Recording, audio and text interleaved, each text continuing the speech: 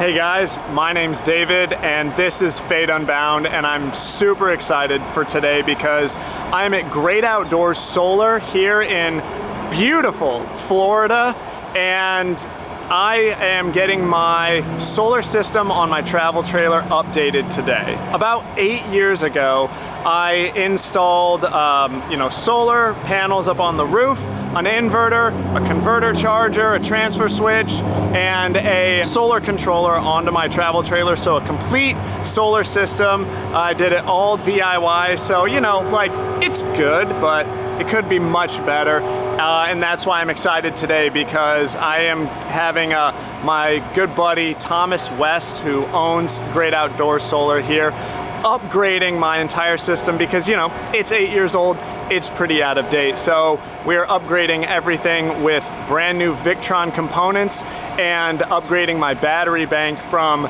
the only 400 amp hours that it has to 920 amp hours of Epoch lithium batteries. So this video is really for anyone that is looking to have solar installed on their RV professionally, and you don't really know what that all is going to entail. You don't really know who to go with.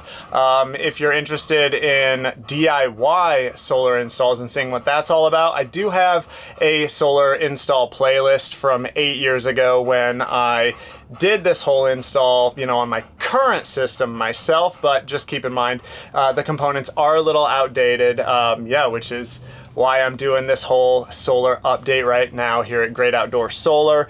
And if you want to give Great Outdoors Solar a call, contact them, talk to them about having solar installed on your RV, I will go ahead and put a link in the description below as well as their phone number. And if you tell them that you came from Unbound, they'll give you guys a discount also. All right, so this is Thomas West. He's the owner of Great Outdoors Solar. Friends of the channel, you guys that have been watching for a long time, this is a familiar face. You've seen him before. But yeah, Thomas, go ahead and tell us what is going to be going on, what you're putting on the travel trailer. Okay, so David did his install about 8 years ago now, and some things have changed essentially, and so we're going to a nicer high-end network system. The system that he has worked great as far as I know, right? Yeah. This is just basically a nice upgrade because everything's networked together. Technology has come pretty far in the last 8 years as far as the RV solar industry is concerned. So I'm going to cover the components here. First thing I want to start with is the Linux distributor, or the Lynx distributor. Basically, this is just a big giant bus bar with fuses. I mean, that's the easiest way to put it. This will connect, and so there's lights that will show up when a fuse is blown, which is a nice feature. But essentially, it's just a big giant place for all of your connections to come into one place and to have some fuses. This is the shunt, so this is a battery monitor. So essentially, all the power passing through the negative is red, and this will tell you what percentage your battery bank is at. So kind of like on your phone, you can look at your phone and say it's 75% full.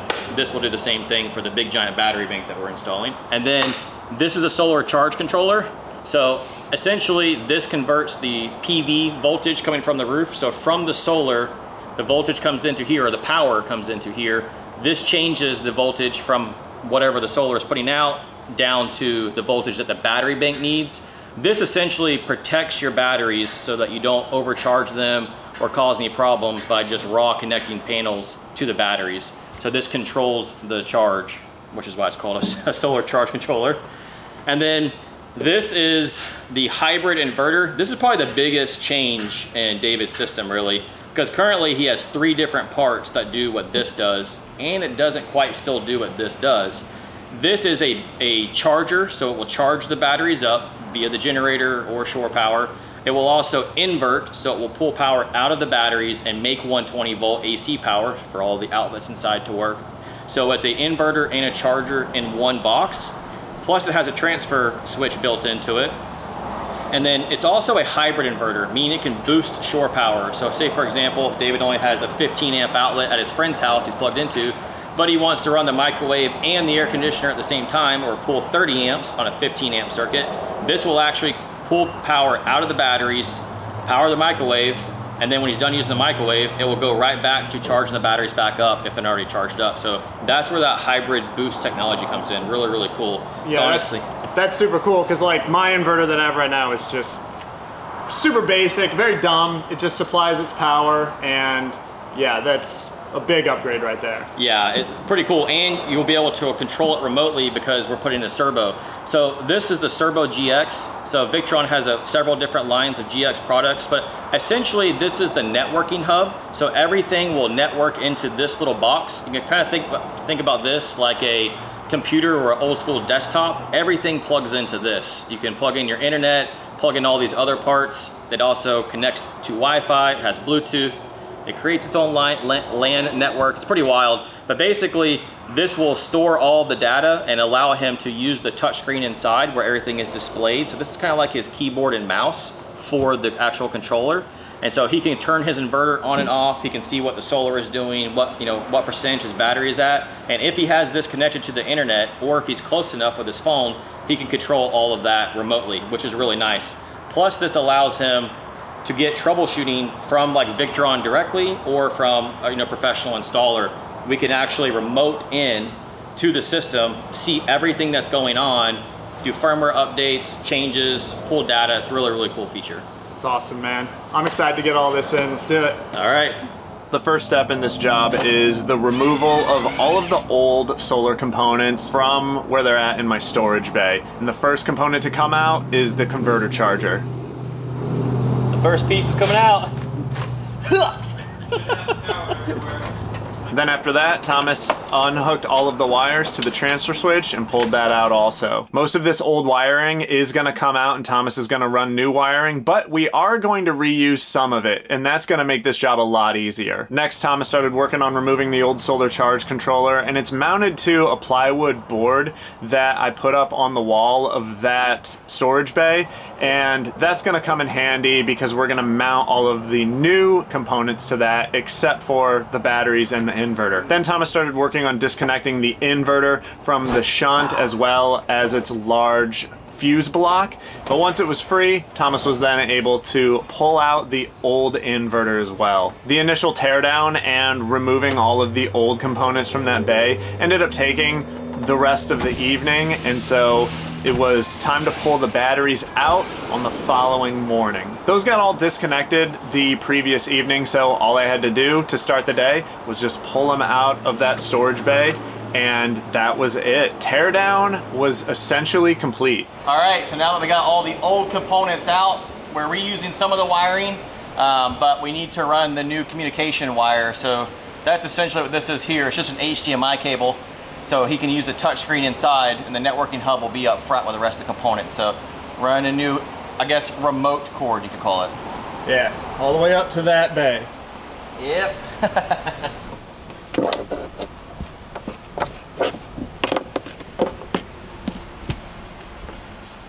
So we're coming up through this cavity that my shore power cable uses. You can see the shore power cable coming in there. It's right under the fridge, and this is the panel where all the communications panels mount to. These are the old holes for the old system, but yeah, we're gonna mount that LCD screen right there.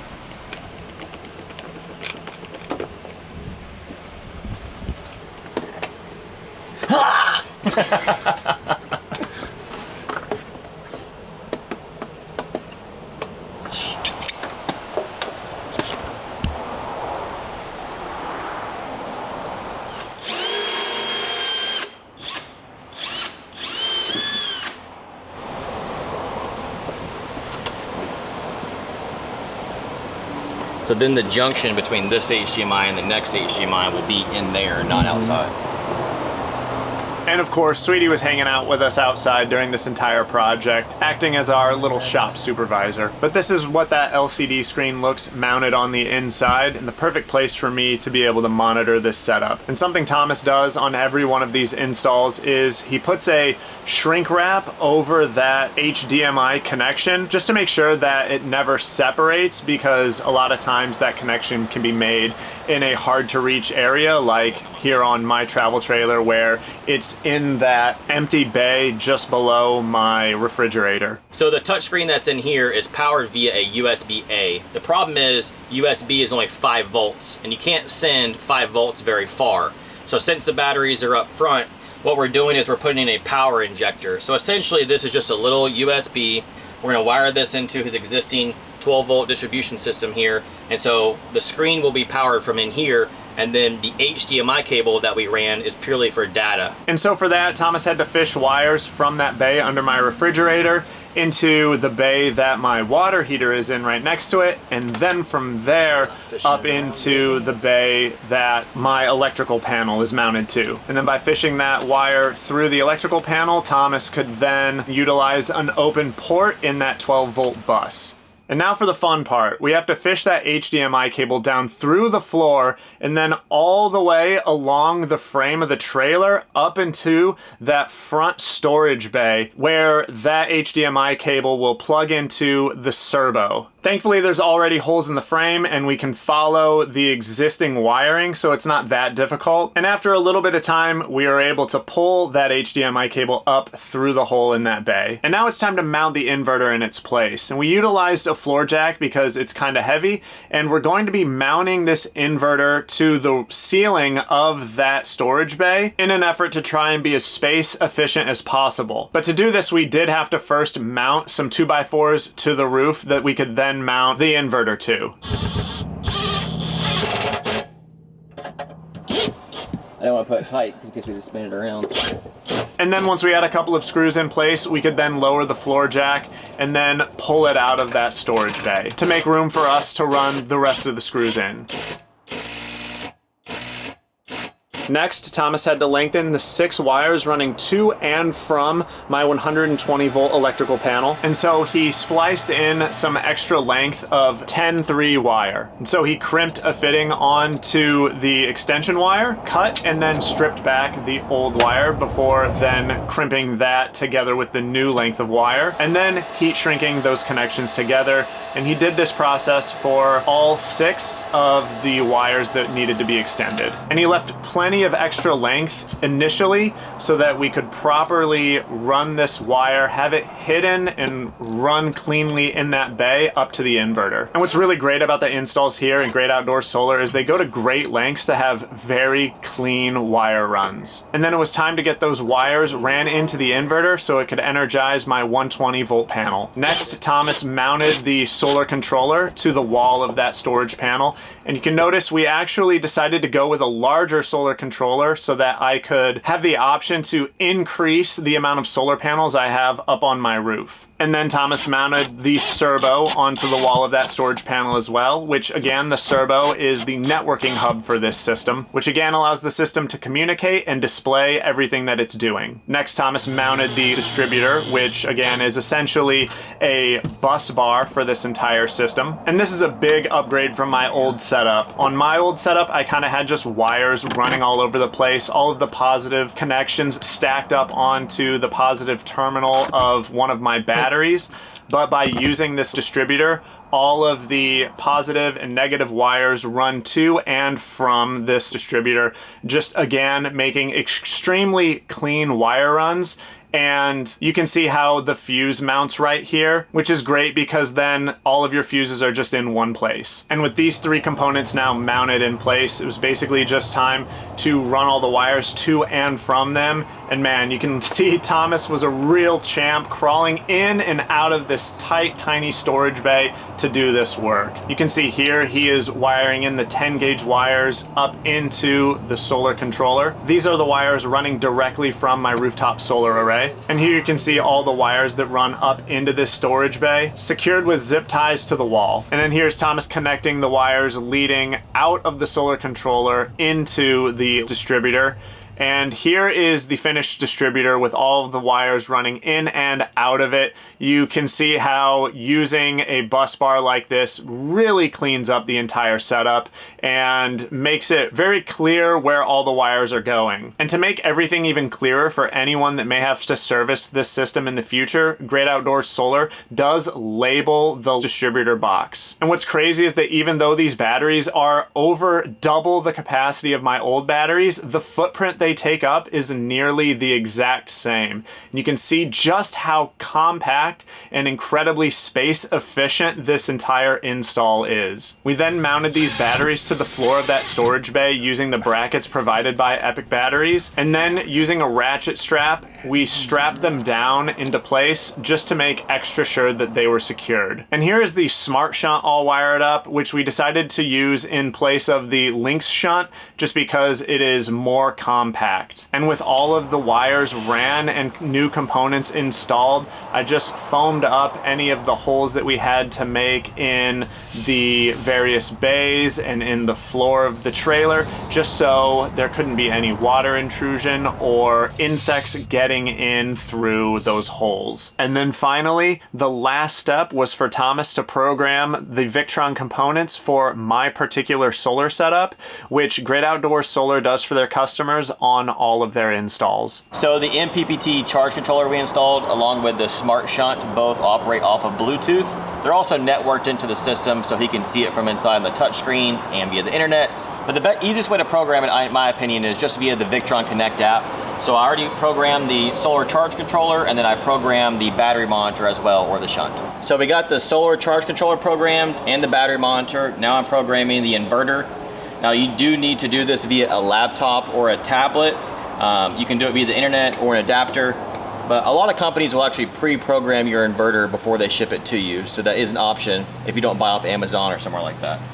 So I'm basically gonna go ahead and set all of the settings for the inverter. Mainly I'm setting the stuff for the lithium batteries and some other cool options that go in here for the Victron system. We're inside the rig now, and this is going to be the control panel that David uses to monitor his system. So he can see his battery percentage. He can also turn his inverter on and off. He can essentially keep up with his system and manage it from this touchscreen.